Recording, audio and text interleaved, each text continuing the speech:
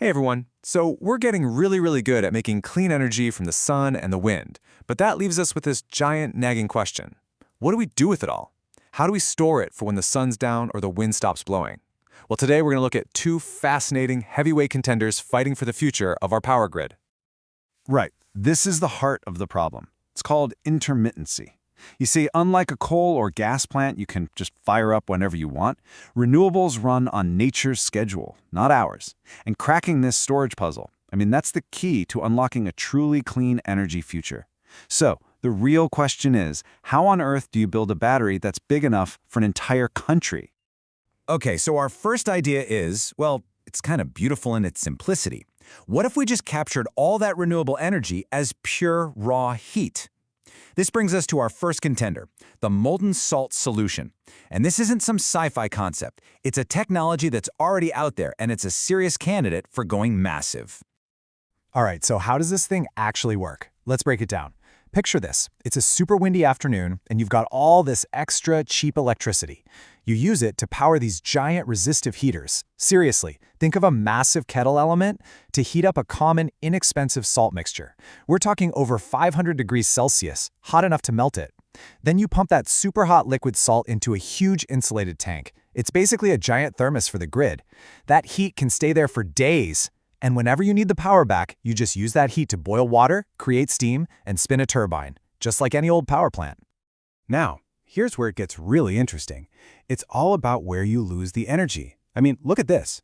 Turning electricity into heat. Almost perfect, like 99% efficient. Storing that heat in a big tank. Also crazy efficient. You maybe lose 1% a day. But that last step, turning the heat back into electricity, whoa. That's the bottleneck. So why is that number so low? Well, the answer comes down to a fundamental law of physics. It's called the Carnot limit.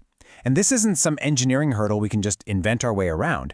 It's a hard ceiling set by the laws of thermodynamics.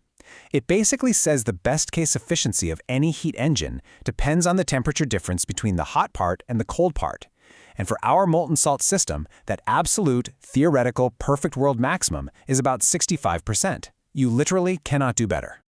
And that really shows you what we're up against.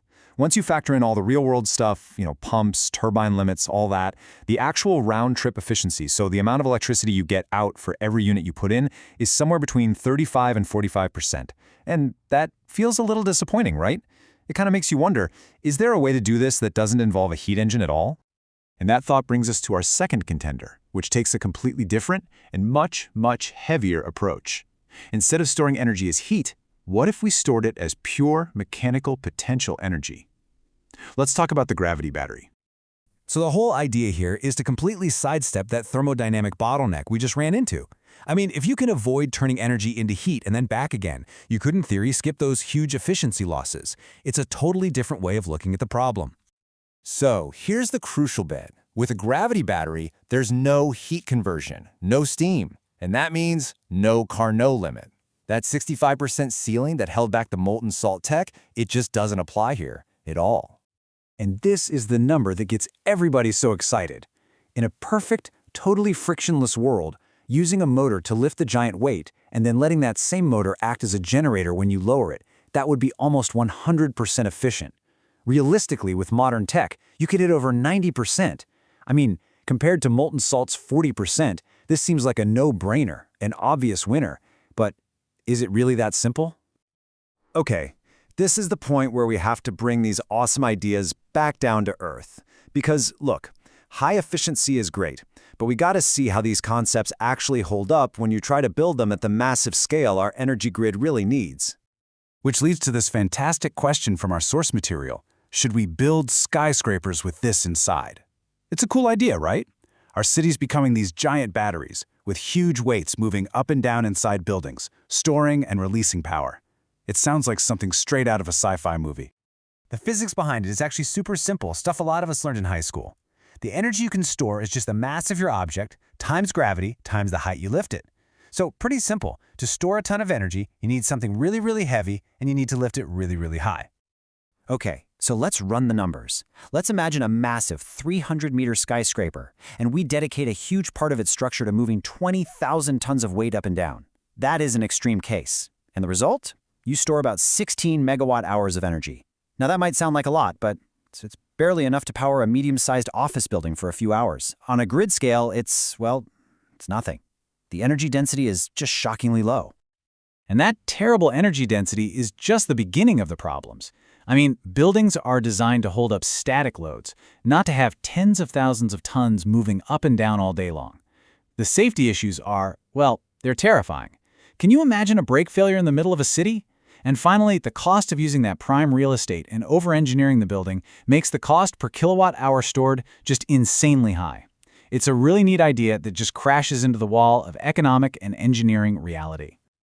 All right, so we've got a hot but inefficient contender and a heavy but, let's be honest, impractical one. So let's put them head to head and figure out what the real deciding factors are when you're trying to build a battery for the entire planet. This table right here, it really tells the whole story. On efficiency, gravity storage wins, hands down, no contest. But now look at everything else. Molten salt has much better energy density. And, this is the big one, a far, far lower cost per kilowatt hour when you scale it up to the kind of gigawatt hour levels a grid actually needs. It's built with cheap stuff like salt and steel, while gravity systems need these immense, specialized construction projects. And this is really the key takeaway from this whole thing. Look, while a 90% efficient battery sounds way better than a 40% one, if that 40% solution is 10 times cheaper to build at a massive scale and uses common materials, it's the clear winner for the grid. When it comes to the grid, economics and the ability to scale up just crush raw efficiency every time. So if molten salt is the winning technology, at least for now, what would it actually take to build one big enough to power an entire country? Let's try and make this real. Let's take Denmark. It's a country that's famous for its massive wind power generation. To make their grid stable, let's say we wanted to build a molten salt battery big enough to store just 1 day's worth of the country's average electricity use. What would that even look like? The target we're aiming for is 82 gigawatt hours. That's 82 million kilowatt hours. And remember, that's the amount of electrical energy we need to get back out of the system after we've taken that 45% efficiency hit. To store that much energy, you would need, get this, 1.46 million tons of salt. That is just a staggering amount of material. It's hard to even wrap your head around a number that big. To help you picture it, that much salt would fill over 800,000 cubic meters. That's a volume equal to more than 320 Olympic-sized swimming pools, all filled with glowing hot molten salt. It's colossal, for sure, but it's not impossible. The salts themselves are cheap and plentiful, and we know how to do the engineering. And this brings us to our final thought. We often think the solution to our energy problems is going to be some brilliant new invention, some breakthrough in a lab. But as we've just seen, we might already have the tools we need. The physics works, the materials are available, so maybe the single biggest challenge isn't a technological one. Maybe it's about industrial will, investment, and our simple willingness to build the things we need at a truly massive, colossal scale. What do you think?